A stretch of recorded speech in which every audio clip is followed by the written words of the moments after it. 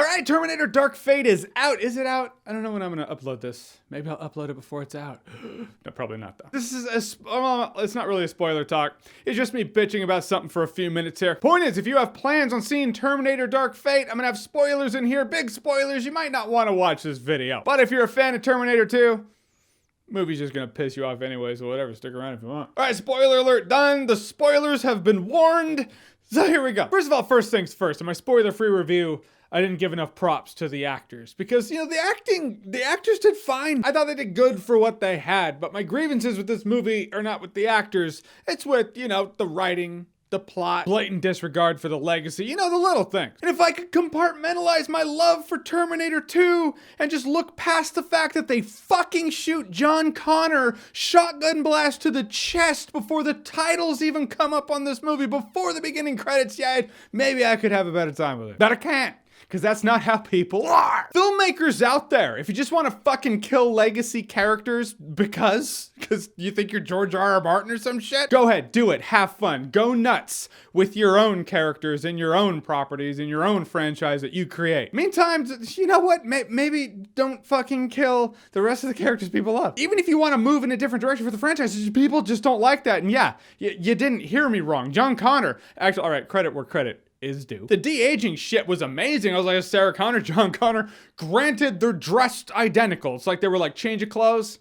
Fuck that. But it was young, hot Linda Hamilton. And well, John Connor should have probably aged a little more. He looked like the same age. Kids age a lot in those few years in that phase of their life. John Connor should have probably looked older, but whatever. I digress. Young John Connor, younger Sarah Connor. They both look great. And then young Arnold Schwarzenegger out of nowhere, shotgun blast, boom, kills John Connor. And he's just like, all right, I'm gonna go walk on the beach now. Walk on the beach like a robot. Maybe I'll start a family. And it had, all right, you know, at the screenings, there are the reps that put on the screenings, they have little clipboards and they want to take notes. They're like, all right, so what'd you think? And I legit was like, I'm going to be honest with you, I do not know. Because I spent the last 2 hours being fucking pissed that John Connor took a shotgun blast to the chest. I don't even know how I feel about the movie. And it's official, the movie just pissed me off. And now that I've had a day to think about it, well, things have fallen apart more. It's not just that. But first, I'm gonna stick on John Connor for a bit. John Connor just didn't have to die. Why do you have to die? Like, why not? He did his part. Why not just have him retire with Jesse Pinkman in Alaska? Maybe they're roommates now, but he doesn't have to die. It's a big world out there. You can have other Terminator shit happen and not kill the legacy character. Maybe you can have your Terminator movie and then at the end have John Connor and Sarah Connor come in and be like, all right, we're here for the sequel. Blah, blah, blah, blah. You could have Sarah Connor and John Connor, adult John Connor, come in and be like, hey, all right, well, she was you, I was you, we've all been you, and now we're here to protect you. Because who am I kidding? My entire life was built for a war that never happened, so I never really got to live a normal life, so I'm gonna spend my life on the mission protecting you. And that's just if you look at the legacy character angle. Really, you can boil it down. It's much simpler than all that. John Connor was a character we were rooting for to live through Terminator 2 because something was trying to kill him. When you're rooting for a character to live through a scenario like that, you're not rooting for them to live just with that one movie. And then whatever happens after that one movie, it doesn't matter. You're rooting for them to live so they live on. If they don't live on, what's the point? If you kill them in the intro of the next movie, it just feels like a big fuck you, right, Newt? Wait, remember Newt? Never forget Newt. James Cameron apparently did, though. God. And if you're going to kill a legacy character, you give them a hero's death. Like, heroes can die, sure, but have them go out as them and have them go out good. Just shot like a punk by some rogue Terminator because I guess Skynet just made it rain Terminators? That's dumb. Another Breaking Bad comparison. Actually, this is what it's like. Imagine in the season premiere of Better Call Saul. In the season premieres of Better Call Saul, at the very beginning, it's him running a Cinnabon. And just imagine this one takes place in a house in Alaska and some guys kick the door in and shoot Jesse Pinkman. Oh, I guess he's dead now. He didn't make it out. He doesn't get to live. It's all for nothing. Yeah, does that sound stupid? I know. I already saw it. I was there with John Connor in Terminator Dark Fate. And I guess that happened because Skynet sent not one Terminator, not one T-1000, but one Terminator, one T-1000, and a few more Terminators that just intermittently started springing up and just started appearing through the course of the last couple decades. Which is the dumbest robot fucking brain ever. Like, now Skynet's a moron. Why would you do that? So Skynet was like, all right, one, to take out Sarah Connor. If that fails, here we go, backup plan. this T-1000 advanced prototype, which it does say in T2 he's an advanced prototype, so I don't think they have 100 of these things. I feel like it's like, oh, we only got to make one. All right, that's gonna be our killing machine. So I get that Skynet didn't send back a bunch of T-1000s. All right, that's fine. The fact they sent a few of anything back at different times is stupid. Because it was like, all right, you know what, in case the Terminator fails and the T-1000 fails, we'll just send back another Terminator and another Terminator and another Terminator and another Terminator. I don't know, space it out. What, every few years? Yeah.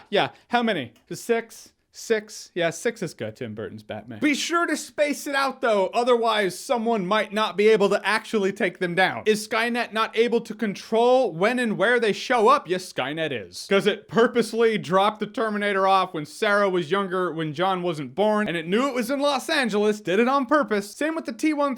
Skynet and the Resistance must be able to control when and where they send someone back through time, because the Resistance sent Kyle Reese and the T-800 at the exact day and time Skynet sent the Terminators back. If they were off by like a day, Sarah Connor and or John Connor would have died. So why wouldn't Skynet be like, you know what? We are gonna send 6 of these things back, but at the same time, in the same place. You imagine the log of shit Kyle Reese would have been made to eat if he took on like 6 of those things at the same time? There's no fucking way Skynet would have lost. John Connor's truly fucked out. I mean, obviously, the plan worked. One of them got John Connor. But no, let's just space it out every few years among different locations. Whatever. So stupid, in fact. I'm gonna take another sip of water. I'm out of water. I need a refill. Water refills are nice. Oh, yeah. It's just the kind of water I need to talk about Terminator Dark Fate. I mean, you can make the argument that they could have sent the T-1000 and the Terminator from Terminator 1 to the Terminator 1 timeline and just got it all over with. But it's this simple. I'm breaking the fourth wall. I don't think James Cameron knew there was going to be a sequel to Terminator. And I know they didn't have the technology to make T-1000 in the 80s. There it is. And then this Terminator kills John Connor, and then the unexpected happens. He feels bad about it. Because that's totally how they work, right? Just let me go. Listen and understand that Terminator is out there. It can't be bargained with. It can't be reasoned with. It doesn't feel pity or remorse or fear. And it absolutely will not stop. Ever. Until you are dead. And then after you're dead, it might feel bad about it. Maybe even start a family. Look, it's weird. I know. But that's how they're gonna write movies in your future. What the fuck is that shit? I mean, granted, Arnold was funny in this movie. I mean, he has one of my favorite lines in the entire movie. Because he's like talking interior decorating. He's talking about this guy. I once knew a guy who was gonna put monocolored curtains in the baby's bedroom. And I told him, don't do it. It's fucking funny. Like, it made me laugh for sure. It's also just not really Terminator. I mean, it's funny because he is a robot talking about interior decorating, because the limbic response of laughter because something is ironic does not mean the movie's good. And it does not mean that things should even be there. It goes against the Terminator. The Terminator's supposed to be scary. If you look at Terminator 1, he's metal Jason Voorhees. He's scary. Terminator 2 worked because he was programmed as a protector, not a destroyer. And then they even tweaked the chip and they were like, all right, now you're a learning computer. Well, I mean, theatrical cut, he's like, my CPU is a neural processor, a learning computer. The more contacts I have with humans, the more I learn. That's a nice way of just brushing over that awesome scene. If you haven't seen the director's cut, it's such a sweet scene. But they have to go into his brain and take out the chip and then flip a switch. And it's like, all right, now you can learn. Point is, after John Connor died, he's like, I feel bad now. So he starts a family and he's all nice now. Which, the reason that actually makes me really, oh yeah, I don't like it. Because that means Arnold didn't have to go down in the lava in Terminator 2. Remember what he said, right? There's still one more chip.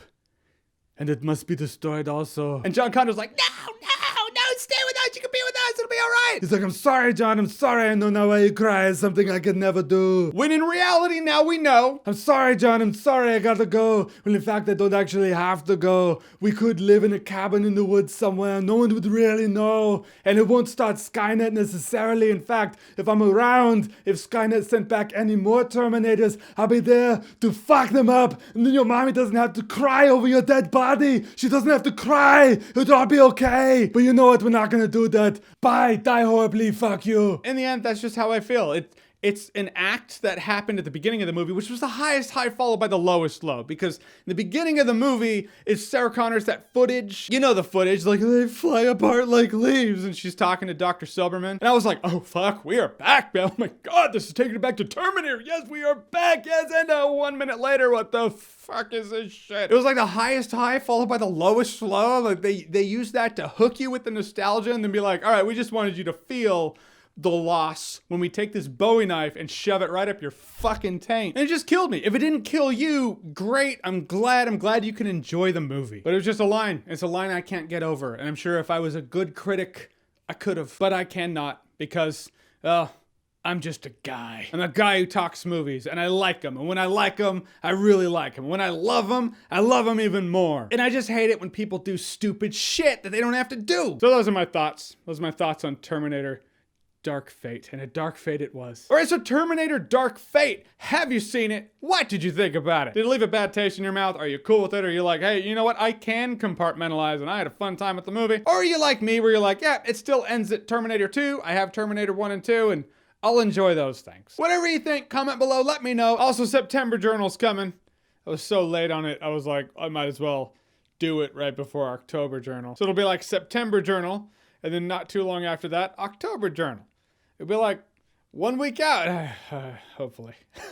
I'm such a procrastinator. Anyhow, September Journal, I'll try to make it the next video after this one. So, you got it. And as always, if you like what you've seen here and you want to see more, click right here to see more. Swapping hands. Fuck it, I'm not even punching.